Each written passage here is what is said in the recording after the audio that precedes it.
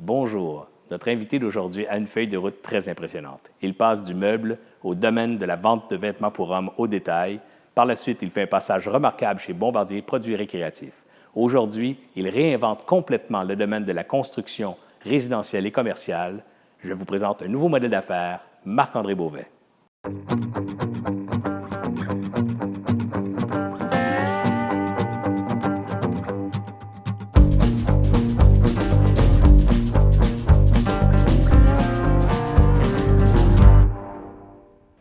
Bonjour et bienvenue à Nouveau modèle d'affaires. Je suis avec Marc-André Beauvais, président fondateur de Bone Structure. Marc-André, je peux te tutoyer? Vous pouvez me tutoyer. C'est parfait, c'est parti.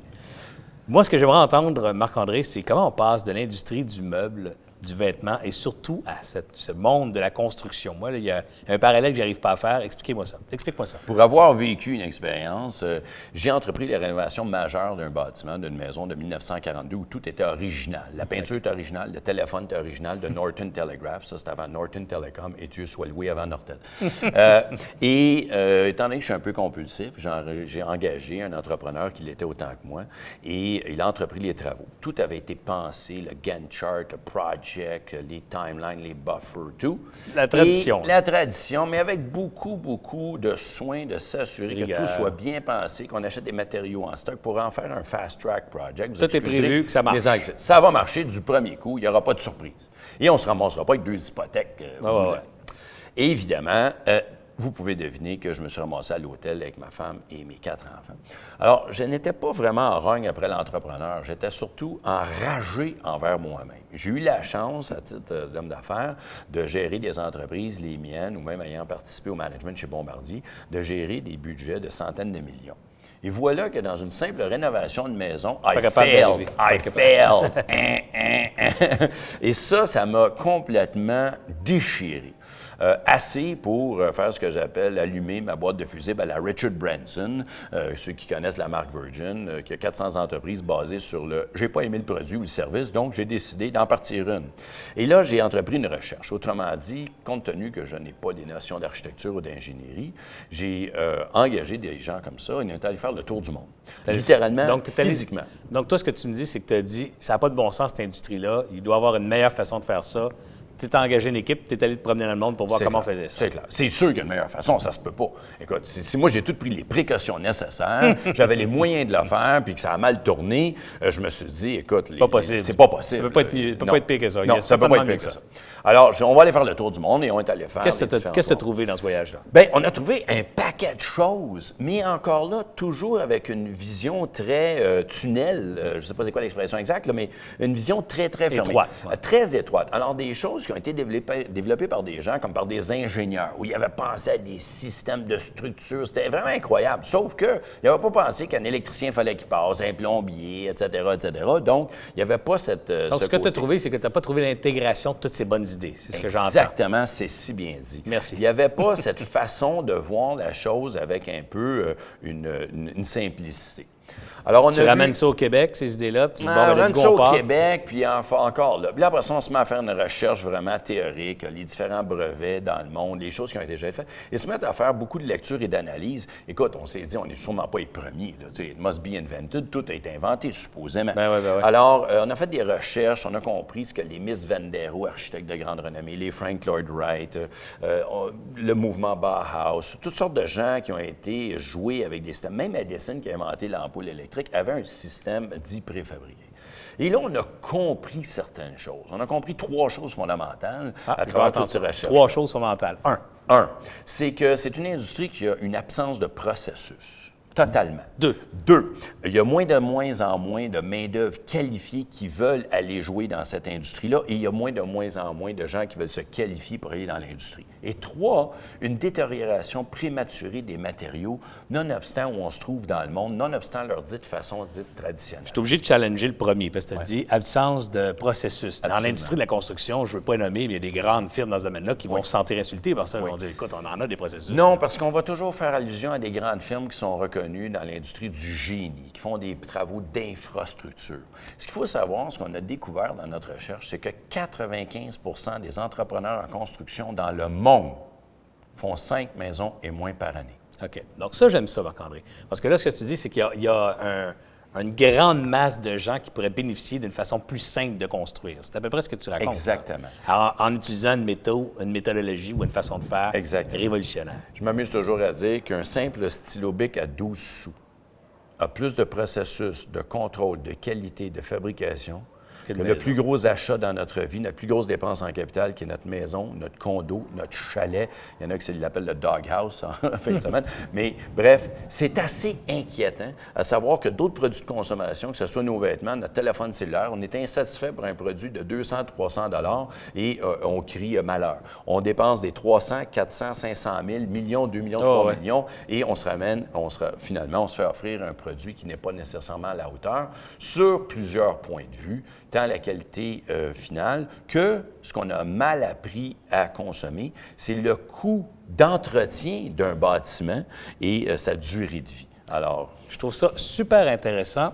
On va poursuivre sur cet échange, Marc-André, si tu le permets, dans le prochain segment de Nouveaux modèles d'affaires. Bonjour et bienvenue à Nouveaux modèles d'affaires. Je suis en compagnie de Marc-André Beauvais de Bone Structure. Marc-André, est-ce que tu es né entrepreneur ou tu es né dans une famille d'entrepreneurs? Moi, je veux comprendre, ça part d'où l'entrepreneuriat?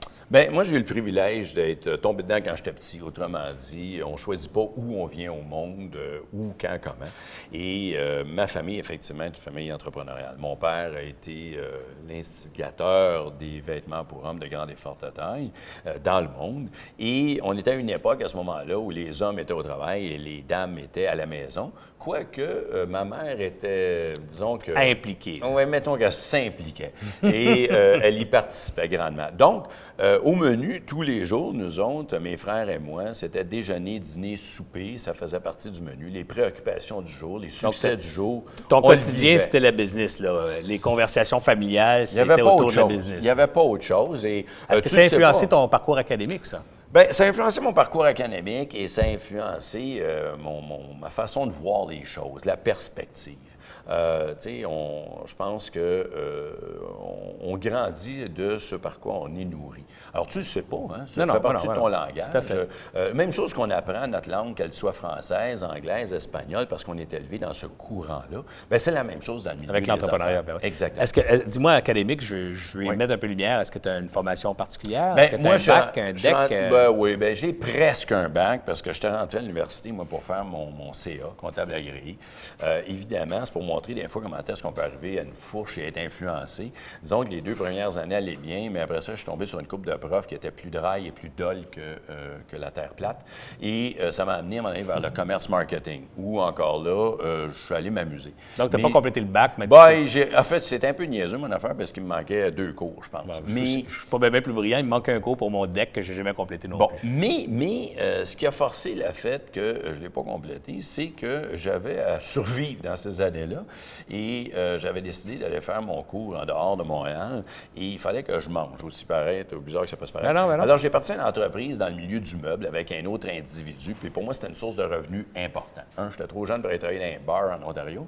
Et j'ai fait ça. Donc, ça a été devenu une préoccupation et c'est devenu une vraie business, ce qui fait qu'à un moment donné, tu gères ton temps et tes priorités. Tu ne serais pas étonné d'apprendre, Marc-André, que c'est souvent le cas aussi pour l'entrepreneur. Tu te dis, il fallait que je mange aussi, mais c'est souvent aussi une motivation importante pour l'entrepreneur de démarrer en affaires que de partir justement quelque chose qui va subvenir à soit ses besoins personnels ou ceux de la famille. Alors, c'est pas étranger. Et c'est assez... des fois, manger, ça devient assez urgent. Puis le meuble, pourquoi le meuble? Parce que c'était ton premier domaine? Non, en fait, c'est une opportunité. C'est l'autre type qui... on a développé une affinité. Lui avait déjà commencé à jouer là-dedans un peu. Et puis, on s'est mis ensemble et on a développé des choses dangereusement intéressantes.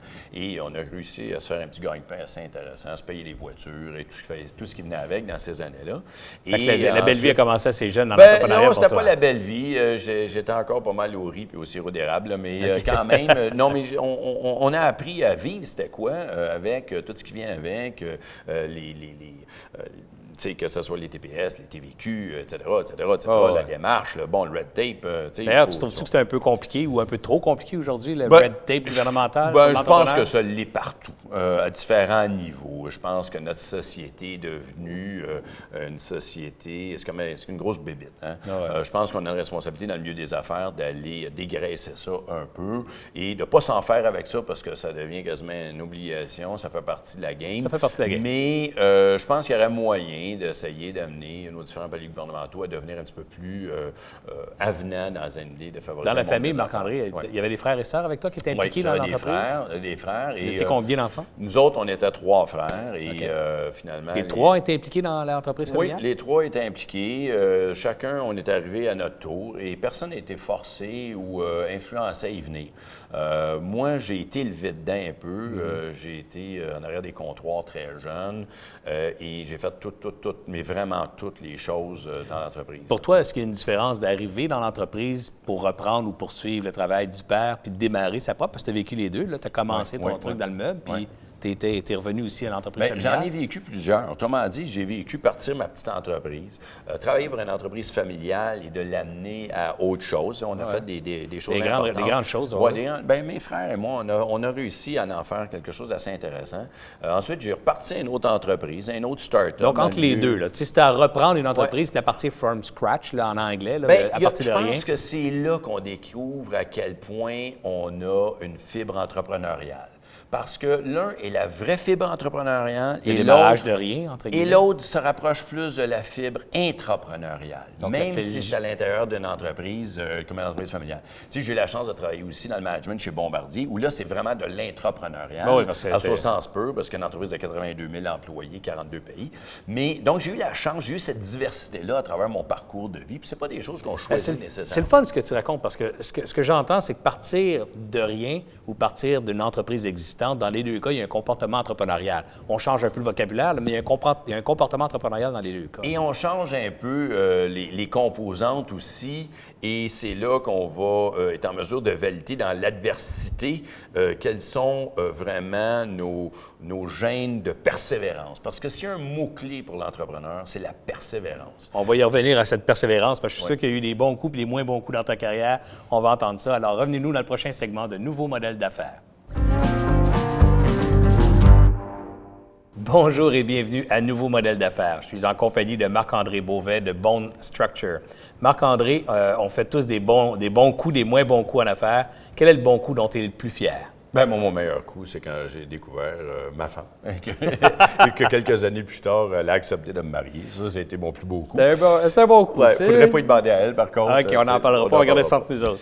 Je pense que mon plus beau coup, c'est... Tu sais, quand on est en affaires et qu'on va vers le futur, on oublie rapidement le passé, que ce soit nos bons ou nos moins bons coups. Moi, je vis dans le présent et toujours à composer le futur. Et pour moi, ce qui est important aujourd'hui, c'est de sentir que j'ai une équipe unie, que les gens qui sont avec nous ont vraiment le goût de cette aventure-là. Tu sais, encore là, il y en a combien dans l'équipe, maintenant? Là, on est rendu à 45 au décompte de cette semaine, et ça va très vite.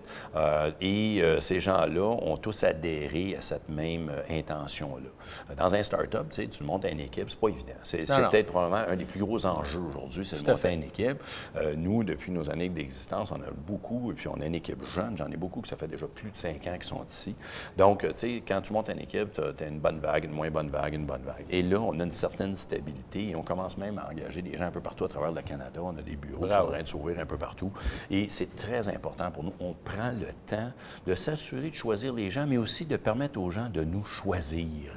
Et ça, c'est vraiment d'un commun accord. Puis c'est très actuel aussi. Là. En 2014, il y a une nouvelle génération de travailleurs qui sont très sensibles à choisir leur environnement aussi. En fait, ils te choisissent beaucoup plus que toi, tu veux choisir.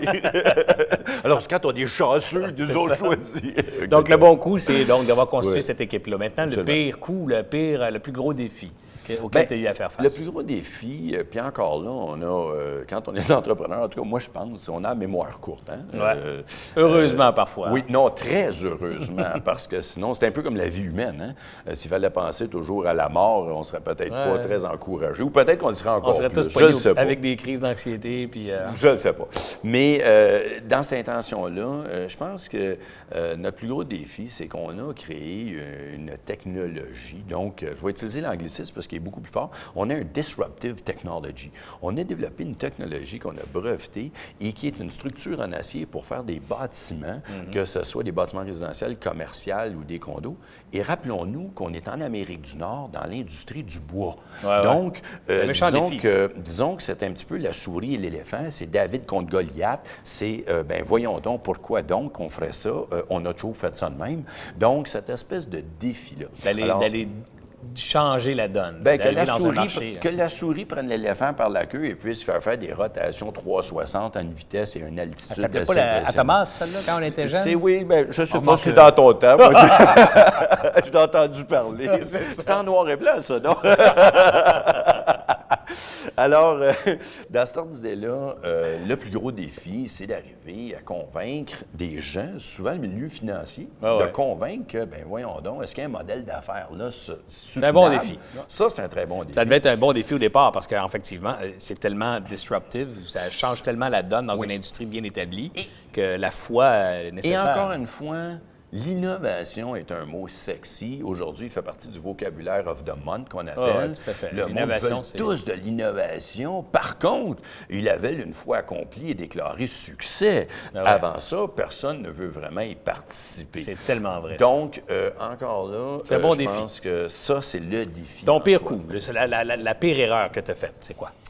Bien, la pire erreur, c'est pas tellement une erreur. Encore là, c'est un apprentissage en parcours de Belle route. attitude. C'est d'avoir choisi des gens, à un moment donné, sous la base de représentation, ou, devrais-je dire, sous la base de notre interprétation de leur représentation, et de s'apercevoir qu'il n'y avait pas un fit. Et encore là, on le prend sur nous en se disant, bien, écoute, c'est peut-être nous qui avons jugé le livre par le couvert, par son image, et on n'avait peut-être pas lu entre les lignes. Et c'est à travers le parcours. Ce qui est difficile. C'est le fun aussi, j'entends la responsabilité là-dedans, parce que la bonne personne ou la mauvaise personne, ça n'existe pas vraiment. C'est plutôt le mauvais choix. Bien, donc, en fonction de certains critères que toi, tu as fait. En fait, c'est pas le mauvais choix, c'est l'amarrage, c'est le maillage. C'est pas que c'est un choix, c'est autant la personne qui a fait un mauvais choix que nous, on a fait un mauvais choix. C'est important que les gens convergent vers une même intention et soient capables d'avoir un apport au quotidien. Donc, je dirais dans ce cas-là, Donc, ton pire coup ou tes pires coups, c'est peut-être d'avoir mal marier les critères ou d'une fonction avec les individus. Exactement. Et ce qui est difficile dans ça, et c'est pour ça que je dirais que ça, c'est le défi comme tel, c'est qu'à chaque fois que ça a un impact, ça a un impact dans le temps. Ben Parce que surtout quand tu as une entreprise avec un disruptive technology, chaque heure est comptée.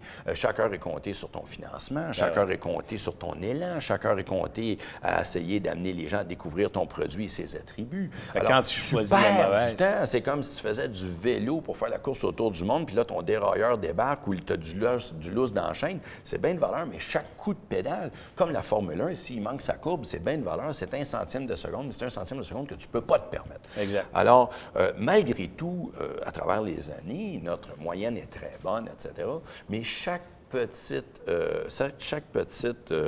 défaillance de ce genre te ralentit avec un exponentiel. Puis c'est important de le mentionner, que quand je choisis un employé, c'est pas juste « Ah, c'est pas grave, si on se trompe, on recommence ». C'est comme tu viens de mentionner, tout l'impact collatéral qu'il y a sur l'entreprise de la mauvaise personne ou du mauvais choix. Et pour ainsi dire, nous autres, puis je sais que ça fait un peu, ça fait un petit peu drôle, mais nous, on ne cherche pas justement à engager des employés. Pour moi, un employé, d'ailleurs, je n'ai jamais trouvé la définition propre de ça. Nous, c'est vraiment des collaborateurs. Ou en fait, on n'a pas trouvé le nom encore. C'est vraiment Donc, c'est vraiment une approche collaborative, puis c'est même important jusque dans le vocabulaire pour toi. Ah, non, la lexicologie ici, chez Bone Structure, d'ailleurs, on est en train de sortir notre propre dictionnaire. Sérieusement, exemple, quand les gens, ou même des fournisseurs viennent nous voir, ou des gens disent « Oui, mais là, on a un problème », tout le monde arrête de travailler en disant « Quelqu'un vient de blasphémer ». Le mot « problème » n'existe pas, c'est une opportunité. Et c'est rendu que les gens, même dans les meetings ici, quand on est des gens de l'extérieur, si quelqu'un laisse glisser ce mot vulgaire-là à la table, il se fait reprendre instantanément. Marc-André, c'est super intéressant. On va y revenir justement dans la prochaine capsule ou dans le prochain segment. On va faire le tour des questions à rafale et on aura l'occasion de parler des ressources humaines et de ta philosophie pour ces gens-là. Oui. Alors, revenez-nous dans le prochain segment de Nouveaux modèles d'affaires. Bonjour et bienvenue à Nouveaux modèles d'affaires. Je suis toujours en compagnie de Marc-André Beauvais de Bone Structure. Marc-André, il y a certainement des livres qui t'ont marqué dans ta vie, particulièrement comme entrepreneur. Est-ce que tu peux me donner quelques titres? Il y en a un moment donné qui m'est tombé sur la tête. Lui, il m'a marqué pas mal. D'ailleurs, il y reste une petite cicatrice quelque part. Je lis beaucoup. J'ai souvent une mauvaise mémoire des titres. Mais il y a un livre que j'ai lu il y a très longtemps et qui est devenu vraiment un livre fétiche dans le milieu des affaires et de l'actualité il y a seulement quelques années, alors que je l'ai lu il y a 20 ans. On bave d'envie de savoir c'est quoi. C'est le livre Flow. F-L-O-W, par Michael. Le reste de son nom commence avec un C. Il y a toutes les lettres de l'alphabet. Alors, je pourrais vous envoyer... Mais Flow, F-L-O-W. F-L-O-W. Et pourquoi particulièrement ce livre-là? Bien, parce que je trouvais que l'individu avait réussi à saisir un propos qui nous touche, soit dans notre vie personnelle ou dans notre vie professionnelle, qui était comment est-ce qu'on capture le temps ou qu'on sait si on est vraiment passionné de quelque chose ou d'un moment. Ça, c'est un beau sujet, ça. Et c'est un sujet qui est très difficile à mettre sur papier parce que c'est de l'intangible. Exact. Et Saracen, il est allé, sur la base d'analyse, il est allé comprendre que ce soit par des alpinistes qui montaient et qui risquent leur vie littéralement. Qu'est-ce qui fait que tu tombes dans ta bulle, dans ta zone, etc. Ou même des gens, même un comptable, même comptable qui, dans son chiffrier, perd la notion du temps et réalise, mon Dieu, les 4 heures du matin, je croyais que j'en avais seulement pour une demi-heure.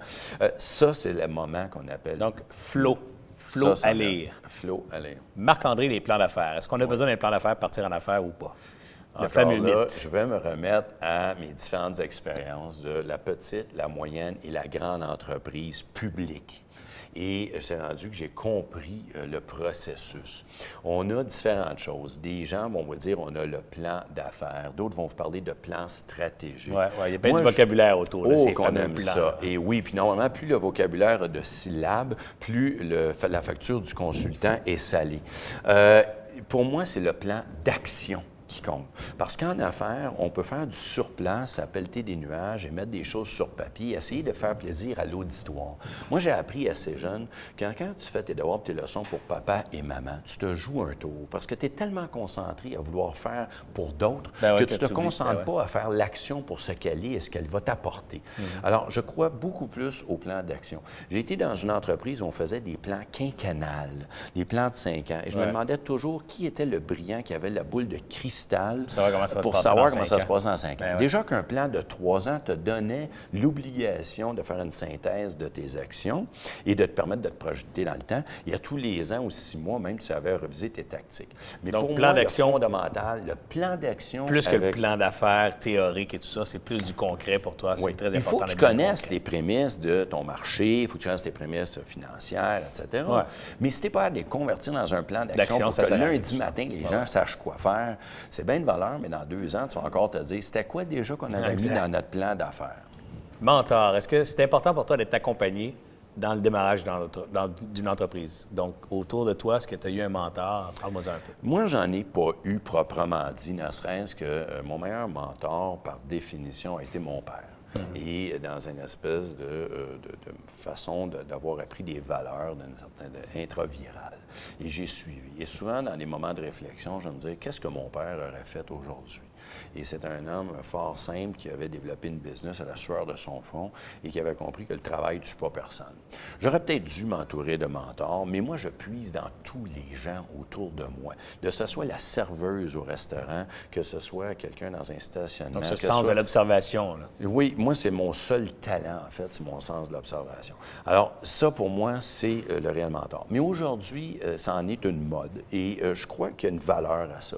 Par contre, il faut être en mesure... Le mentorat est une mode? Bien, c'est une forme de mode. Ce que je veux dire, c'est qu'encore là, je fais toujours la différence entre le propos et la réalité du pourquoi du propos. Si tu vas te chercher un mentor pour dire que tu es un mentor, tu n'as rien compris. Il faut prendre le temps. Un mentor, ça peut être aussi important que son conjoint de vie. Il faut prendre moi, le c'est temps. ce que j'entends dans ton discours. Ton père a eu ce rôle-là, probablement ta mère, directement et indirectement. Oui. Ta conjointe, que tu as mentionné tantôt avoir été ton meilleur coup dans la vie. Alors, définitivement, ces gens-là ont été des accompagnateurs pour toi. Absolument, absolument. Puis souvent, on puise dans ça. Mais moi, ce que j'ai fait ici chez Bonne Structure, c'est j'ai monté un board il y a 3 ans. Alors, j'ai un vrai comité consultatif de gens indépendants qui ne sont pas des chums, qui sont des spécialistes dans leur milieu. Et je me suis fait une table qui m'accompagne trimestriellement à me challenger. C'est une forme d'accompagnement aussi. C'en est une forme. Et c'en est une forme, mais c'en est pas une forme unique. Donc, je ne prends pas un mentor, mais j'ai 5, pas menteurs, mais mentors avec moi, qui me challenge. Et ça, pour moi, c'est tout aussi important. Mais je suis en mesure d'apprécier quelqu'un qui veut aller se chercher un mentor d'accord, mais je mets l'importance, c'est très important de prendre le temps. Alors, Marc-André Beauvais, le mentor, quel meilleur conseil puisses-tu donner à un jeune entrepreneur? Pas d'âge, mais à quelqu'un qui démarre à l'affaire. Ton meilleur conseil. Bien, moi, je pense que d'abord, c'est de s'assurer que nos rolling shoes soient lassés de persévérance. Parce que tout dans le système actuel, que ce soit les infrastructures financières, que ce soit les familles qui, aujourd'hui, au moindre soubresaut, se séparent ou éclatent, que ce soit nos amis, que ce soit la pression des pairs, que ce soit les contextes économiques imprévisibles, très volatiles. Il faut que nos lacets soient armés de fils de fer, évidemment, je suis un peu biaisé, mais de fils de fer vraiment avec l'idée de la persévérance. J'aime l'image. Fil de fer pour Marc-André Beauvais. Fil et fer, c'est extraordinaire. Marc-André, est-ce que le client a toujours raison?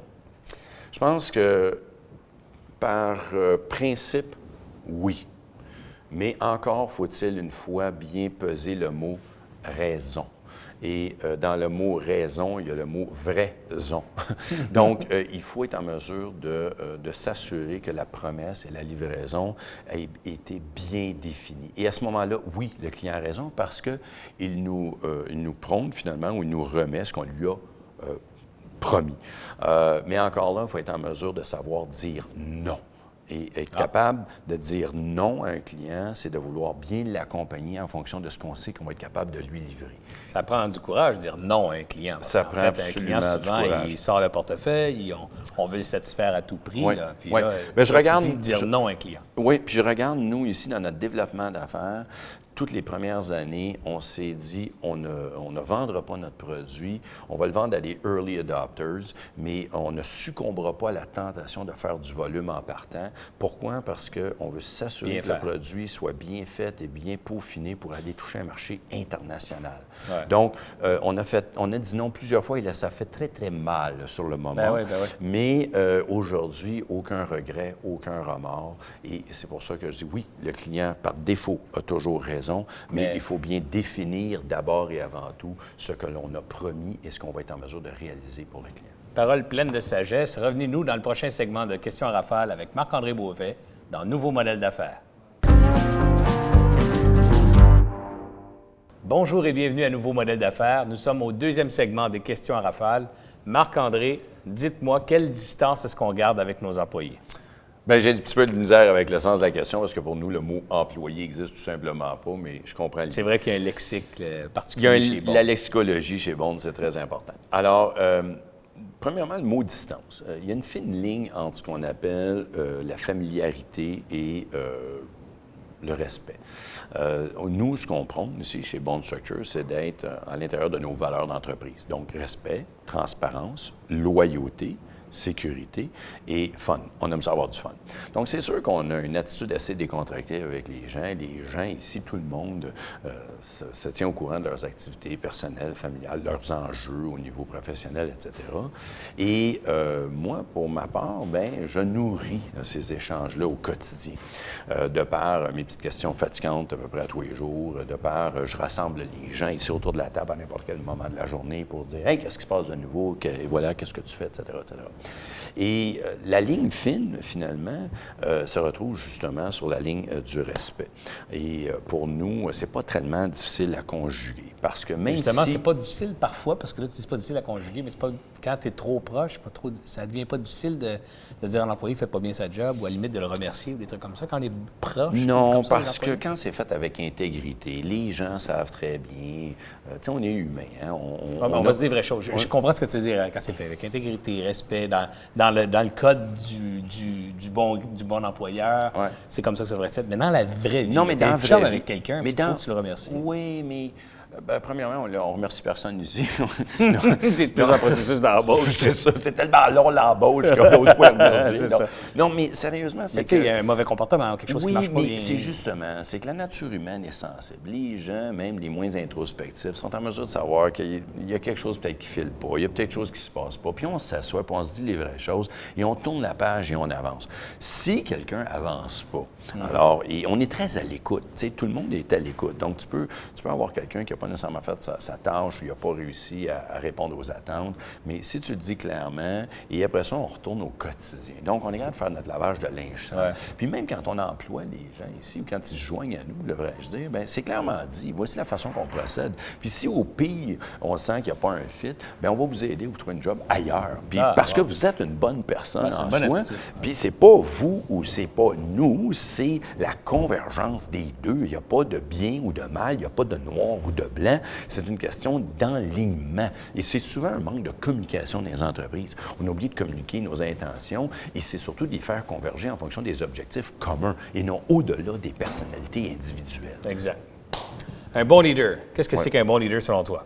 Un bon leader, d'après moi, c'est quelqu'un qui est au service de son équipe, qui est là au service de son équipe, qui est là comme un valet pour les servir, s'assurer qu'il y ait les bons outils, s'assurer qu'il y ait les bons objectifs, s'assurer qu'il soit en équilibre de vie, s'assurer qu'il se réalise au quotidien. Ça, pour moi, c'est un bon leader. Un bon leader est quelqu'un qui prêche par l'exemple. Un bon leader n'est pas quelqu'un qui est dans sa tour d'ivoire et qui lance des objectifs via des mémos écrits. C'est quelqu'un qui est capable, comme on dit en anglais, de walk is talk. Donc, qui est capable de faire, d'agir et de demander des choses que lui-même peut exécuter ou en a une très bonne compréhension. Alors, moi, je suis plutôt from bottom up et je crois que les gens les plus importants sont ceux qui ont souvent des rôles qui paraissent les plus anodins.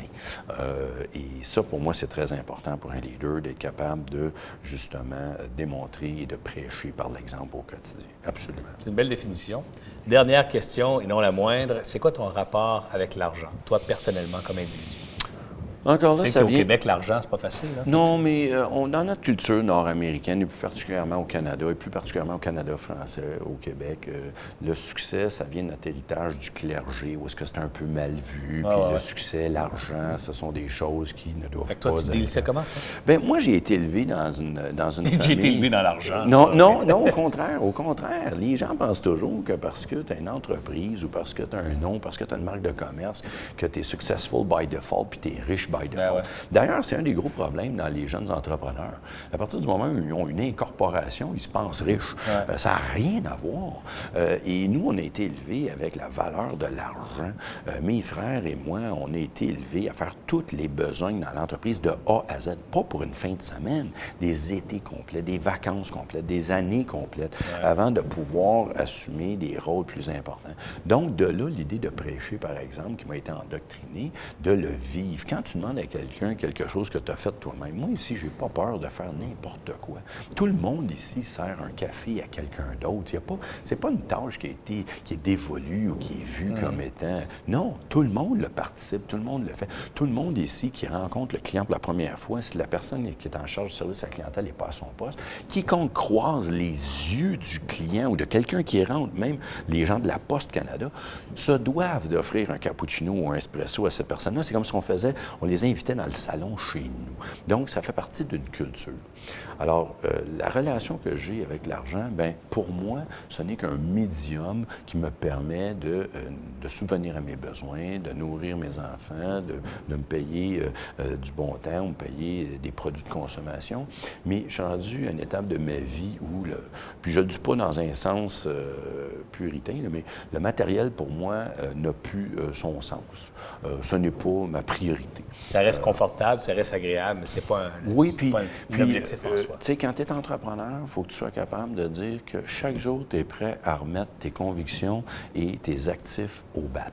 Que tu le veuilles ou que tu le veuilles pas. Tu sais, les gens qui ont vécu la crise en 2008, il y en a qui étaient bien nantis, qui se sont ramassés avec rien. Et il faut que tu sois capable, comme entrepreneur, de t'assumer par rapport à la gestion du risque. Et la gestion du risque vient aussi souligner celui de tes actifs financiers. Et de là, la valeur monétaire ou la valeur que tu accordes à l'argent.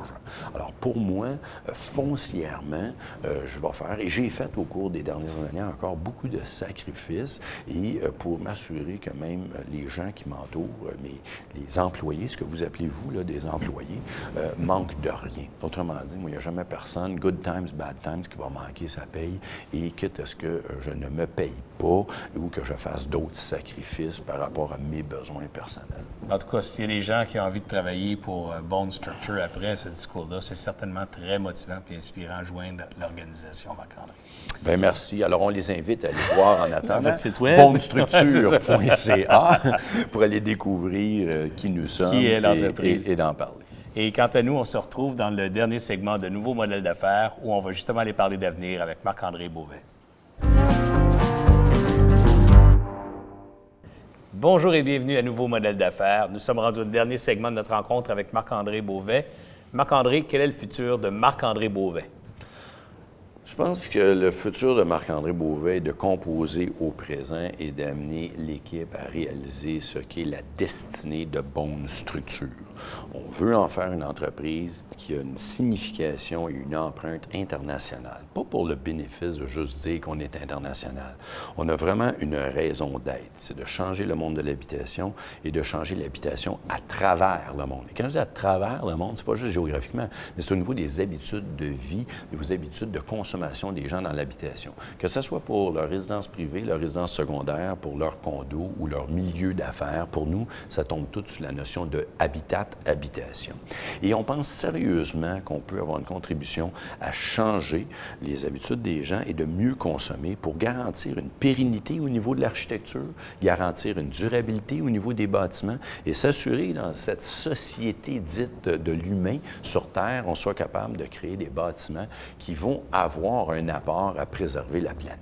Alors, on ne le dit pas avec un côté green puriste, on le dit avec un côté sensé parce qu'il faut vraiment amener les choses à changer. 60% des déchets dans nos sites d'enfouissement à travers le monde viennent de l'industrie de la construction. Alors, je dis toujours aux gens, c'est pas les plures de bananes dans le compost qui est le problème.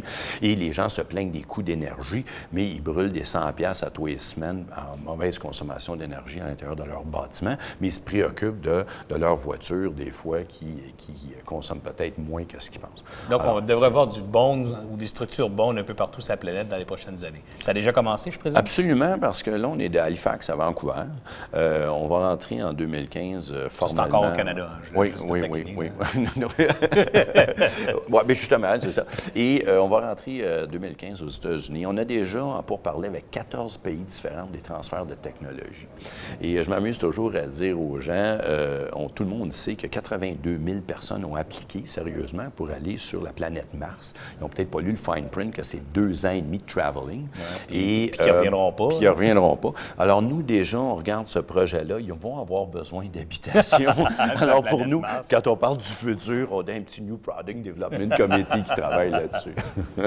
Écoutez, on va juste vous souhaiter bonne chance, mais on n'a aucun doute avec la passion qui vous anime, cher ami, puis la passion que j'ai sentie aussi à travers les bureaux quand on a circulé tantôt, l'accueil qu'il y a ici. C'est clair que ce que j'ai entendu, c'est aussi du concret. Alors, aucun doute que ça va aller haut et loin, cette affaire-là. Et je suis honoré d'avoir fait ta connaissance, Marc-André. Bien, merci. Bon succès. Et c'est vraiment grâce à notre équipe parce que l'entrepreneur, encore une fois, se doit et se permet d'avoir le doute au quotidien. Mais il doit passer par-dessus cette barrière-là. Il doit être en mesure, à force de persévérance, de redéfinir le doute comme une opportunité. Et c'est seulement s'il sait bien s'entourer de gens qui, dans le quotidien, exercent vraiment leurs intentions, leurs passions à travers leur rôle et responsabilités. Bravo, c'est vraiment inspirant de t'écouter. Quant à vous, revenez-nous au prochain Nouveau modèle d'affaires.